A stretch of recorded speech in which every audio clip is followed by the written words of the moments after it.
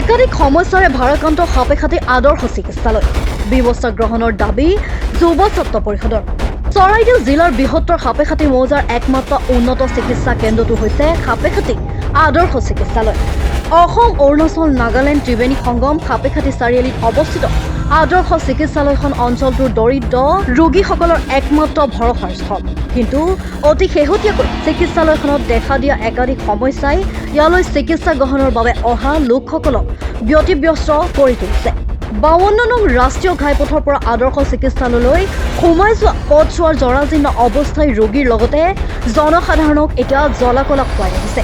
পথছোৱা জৰাজীৰ্ণ অৱস্থাৰ ফলত বহুকেইটা দুৰ্ঘটনা সংঘটিত হোৱাৰ অভিযোগ উত্থাপিত হৈছে। প্ৰতিদিনে শ শ ৰোগী অহা যোৱা কৰা পথছোৱা নিৰ্মাণ কৰিবলৈ অসম জাতীয়তাবাদী যুৱ ছাত্ৰ পৰিষদ চৰাইদেউ জিলা সমিতিয়ে বিভাগীয় কৰ্তৃপক্ষক দাবী জনোৱাৰ লগতে চিকিৎসালয়ত পৰ্যাপ্ত সা সুবিধা প্ৰদান কৰিবলৈ স্বাস্থ্য বিভাগৰ ওপৰত দাবী জনাইছে। চৰকাৰখনৰ এটা ব্যাগুম বিভাগ, এই স্বাস্থ্য বিভাগ আৰু স্বাস্থ্যমন্ত্ৰী থকাৰ পাছতো আজিৰ তাৰিখতো আচলতে চৰাইদেউ জিলাৰ আদৰ্শ চিকিৎসালয়ৰ যিটো দুৰৱস্থা আমাৰ সাধাৰণ ৰাইজে আচলতে জীয়াটো ভুগিব লগা হয়। কাৰণ ইয়াত বহু সমস্যা আছে, বিশেষকৈ চিকিৎসকৰ অভাৱ। মাত্ৰ 3জন চিকিৎসকে চিকিৎসাধীন কৰি থাকে। তাৰ লগতে আল্ট্ৰাচাউণ্ড বা এক্সৰে বা সাধাৰণ টেবলেটটো আচলতে গেছৰ টেবলেটটো ৰোগীসকলে কিনি ল'ব লগা হয়। সাধাৰণ চিৰিঞ্জটো আচলতে ৰোগীসকলে কিনি ল'ব লগা হয়। ইয়াতকৈ আচলতে দুৰ্ভাগ্যজনক বিষয় একো হ'ব নোৱাৰে। যিখন ৰাজ্য চৰকাৰে আচলতে 24 ঘণ্টাই প্ৰগতি উন্নয়নৰ কথা কৈ থাকে, এই প্ৰগতি উন্নয়ন কৰি থকা চৰকাৰখনৰ দিনত আজি আদৰ্শ চিকিৎসালয়ৰ যিটো সোমাই অহা যিটো পথ, এই পথটোৰ যিটো দুৰৱস্থা, যিটো একেবাৰে শোচনীয় অৱস্থাত আছে, জৰাজীৰ্ণ অৱস্থাত আছে। গতিকে বিগত দিনসমূহত বহুতো দুৰ্ঘটনা সংঘটিত হৈছে।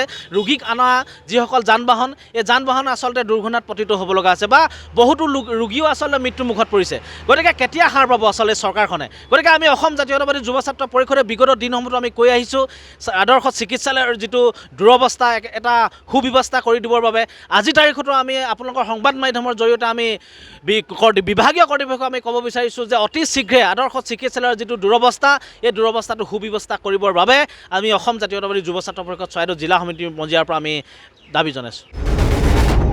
সোণাৰীৰ পৰা মৃত্যুঞ্জয় দাসৰ ৰিপৰ্ট, মাই নিউজ এনে।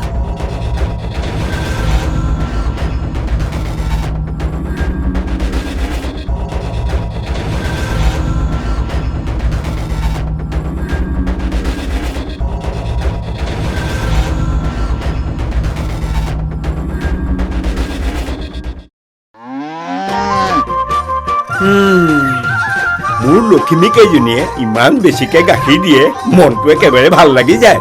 বিয়মৰ দানা খোৱাৰ পৰা মই বেছিকৈ লাভৱান হৈছোঁ। আপোনালোকৰ বিয়মৰ দানা খুৱাওক আৰু এইটো বেছিকৈ লাভ কৰক।